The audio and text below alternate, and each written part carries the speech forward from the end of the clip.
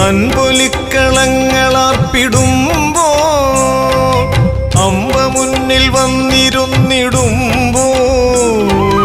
കണ്ടു കണ്ണിറഞ്ഞു പോയതല്ലാതിവർക്കെന്തു വേണമെന്നതോർത്തതിന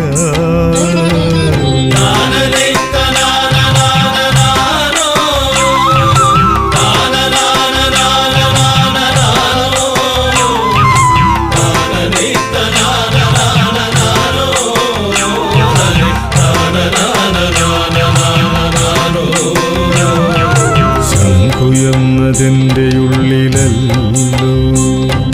ചെണ്ട കൊണ്ടതിൻ്റെ നെഞ്ചിലല്ലോ കണ്ണു തീർത്തതിന്നു തീർത്ഥമല്ലോ ഏതു പഞ്ചഭൂതമല്ലയോ